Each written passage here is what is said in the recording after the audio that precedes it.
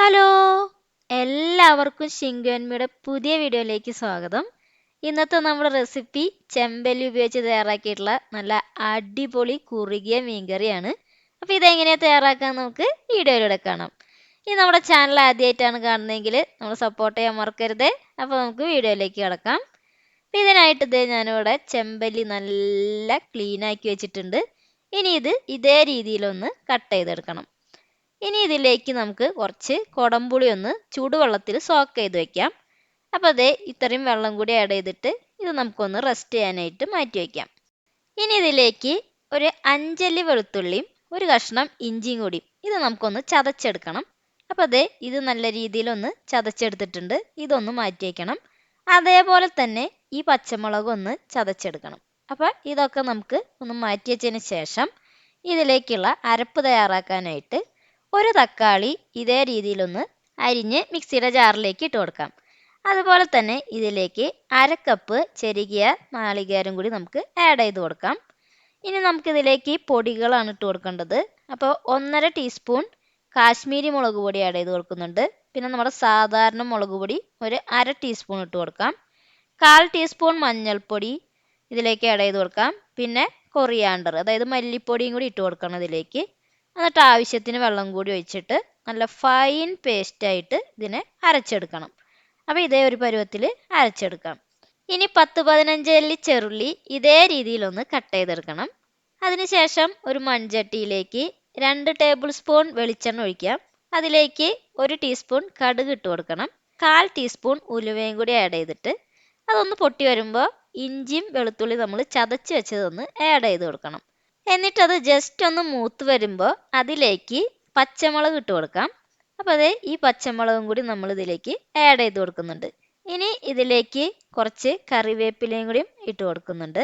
എന്നിട്ട് ഇതിനെ നന്നായിട്ടൊന്ന് മിക്സ് ചെയ്തതിന് ശേഷം അതിലേക്ക് അരിഞ്ഞു വെച്ചിരിക്കുന്ന ചെറുള്ളിയും കൂടി ആഡ് ചെയ്ത് കൊടുക്കാം.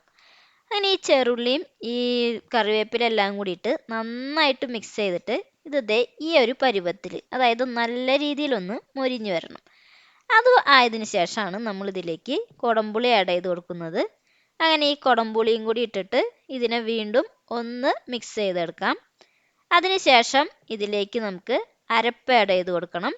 അപ്പോൾ ആ കുടംപുളിയൊക്കെ ഒന്ന് ഇങ്ങനെ തിളച്ചിങ്ങനെ വന്നുകൊണ്ടിരിക്കുന്നുണ്ട്. അപ്പോൾ നമുക്ക് ഇതിലേക്ക് ഈ അരപ്പും കൂടി ആഡ് ചെയ്ത് കൊടുക്കണം. അങ്ങനെ ഈ അരപ്പ് ഒഴിച്ചതിന് ശേഷം അതിലേക്ക് കുറച്ച് വെള്ളം കൂടി ആഡ് ചെയ്ത് കൊടുത്തിട്ട് നമ്മൾ ഇതിലേക്കൊന്ന് ആഡ് ചെയ്ത് കൊടുക്കാം. എന്നിട്ട് ഇതിനെ നന്നായിട്ടൊന്ന് മിക്സ് ചെയ്തെടുക്കണം. ഇനി ഇതിലേക്ക് നല്ല രീതിയിൽ മിക്സ് ചെയ്തതിന് ശേഷം നമ്മൾ ഇതിനെ നന്നായിട്ട് വേവിച്ചെടുക്കാനാണ് കേട്ടോ പോകുന്നത്. കാരണം തക്കാളിയൊക്കെ ഇട്ടുള്ളത് കൊണ്ട് ഒരു പച്ചമണം ഉണ്ടാവും. അപ്പോൾ അത് മാറാൻ വേണ്ടി നന്നായി വേവിച്ചെടുക്കണം. പിന്നെ നമ്മൾ ഇതിൽ ഉപ്പ് ആഡ് ചെയ്തിട്ടുണ്ടായില്ല. അപ്പോൾ 1 ടീസ്പൂൺ ഉപ്പും കൂടി ഇട്ട് കൊടുത്തിട്ട് നന്നായിട്ട് വീണ്ടും ഒന്ന് മിക്സ് ചെയ്തെടുക്കുന്നുണ്ട്. ഇനി ഇതൊന്ന് അടച്ചു വെച്ചിട്ട് നല്ല രീതിയിലൊന്ന് വേവിച്ചെടുക്കാം. അങ്ങനെ അരപ്പൊക്കെ നല്ല രീതിയിൽ തിളയൊക്കെ വന്നിട്ടുണ്ട്. ഇനി ഇതിലേക്ക് ആവശ്യത്തിനുള്ള വെള്ളം കൂടി ഒഴിച്ചു കൊടുക്കണം. അപ്പം ഞാനിവിടെ ഒരു 1.5 കപ്പ് വെള്ളമാണ് ഇതിലേക്ക് ആഡ് ചെയ്ത് കൊടുത്തിട്ടുള്ളത്. എന്നിട്ട് ഇതിനെ നമുക്ക് വീണ്ടും അടച്ചു വെച്ചിട്ടൊന്ന് വേവിച്ചെടുക്കണം. അപ്പോൾ നമുക്ക് ഇതിനെ വീണ്ടും ഒന്ന് അടച്ചു വെച്ചിട്ടൊന്ന് നല്ല രീതിയിലൊന്ന് വേവിച്ചെടുക്കാം. അങ്ങനെ അരപ്പൊക്കെ നല്ല രീതിയിൽ ഇങ്ങനെ തിളച്ച് വന്നിട്ടുണ്ട്. ഇനി ഇതിലേക്ക് മീൻ കഷ്ണങ്ങൾ ഓരോന്നായിട്ട് ഇട്ട് കൊടുക്കണം.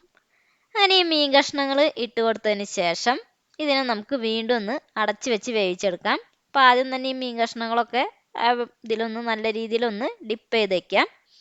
എന്നിട്ട് ഇതിനെ വീണ്ടും നല്ലവണ്ണം ഒന്ന് അടച്ചു വെച്ചിട്ട് വേവിച്ചെടുക്കാം. അപ്പോൾ ഇതിൽ നമ്മൾ കുറച്ചും കൂടി ഉപ്പ് ആഡ് ചെയ്ത് കൊടുക്കുന്നുണ്ട്. അങ്ങനെ ഇതൊന്ന് വെന്ത് റെഡിയായി വരട്ടെ. അപ്പോൾ വീണ്ടും ഞാൻ ഇത്തിരി കൂടി ഉപ്പിട്ട് കൊടുത്തിട്ടുണ്ട്. അപ്പോൾ ഇതൊക്കെ നമ്മളുടെ ടേസ്റ്റ് അനുസരിച്ച് ഉപ്പിൻ്റെ അളവൊക്കെ നിങ്ങളൊന്ന് നോക്കിയിട്ട് ആഡ് ചെയ്ത് കൊടുക്കാം. അങ്ങനെ അത്യാവശ്യം നല്ല രീതിയിൽ അതൊന്ന് തിളച്ച് വന്നിട്ടുണ്ട്. അപ്പോൾ ഇത് ഇത്തിരിയും കൂടി ഒന്ന് വെള്ളം വറ്റാനുണ്ട്. അപ്പോൾ ഞാൻ ഇതൊന്നും കൂടിയും അടച്ചു വെച്ചിട്ട് വീണ്ടും ഒന്ന് ഇതിനെ വേവിച്ചെടുക്കാനാണ് കേട്ടോ പോകുന്നത്. അപ്പോൾ ഇത് നമുക്ക് വീണ്ടും ഒന്ന് അടച്ചു വയ്ക്കാം.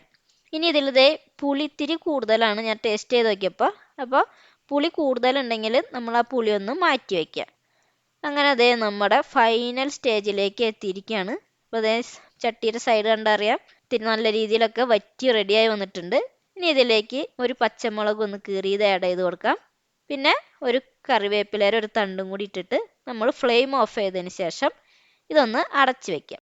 എന്നിട്ട് ഇതിലേക്ക് 1 ടീസ്പൂൺ വെളിച്ചെണ്ണ, അതായത് നമ്മുടെ പച്ച വെളിച്ചെണ്ണ ഉണ്ടല്ലോ, അതും കൂടി ഒന്ന് ആഡ് ചെയ്തിട്ട് ഇതിനെ വീണ്ടും നമ്മളൊന്ന് അടച്ച് വെച്ചിട്ട് ഒരു ഫുഡ് കഴിക്കണേന് ഒരു 10 മിനിറ്റ് മുന്നേ നമ്മളിത് തുറന്ന് നോക്കിയാൽ മാത്രം മതി.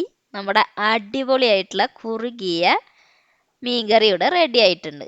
അപ്പോൾ നിങ്ങളെല്ലാവരും ഇതൊന്ന് ട്രൈ ചെയ്ത് നോക്കണം. അടിപൊളി ടേസ്റ്റാണ്. നമ്മുടെ ചോറിൻ്റെ കൂടെ മാത്രമല്ല, കപ്പയുടെ കൂടെയൊക്കെ കഴിക്കാൻ പറ്റുന്ന നല്ല ടേസ്റ്റി ആയിട്ടുള്ള ഒരു മീൻകറിയാണിത്. അപ്പോൾ എല്ലാവരും ഇതൊന്ന് ട്രൈ ചെയ്ത് നോക്കിയിട്ട് നിങ്ങളുടെ അഭിപ്രായങ്ങളൊക്കെ അറിയിക്കണം. അപ്പോൾ നമുക്ക് അടുത്ത വീഡിയോ ആയിട്ട് വീണ്ടും കാണാം. Okay, by.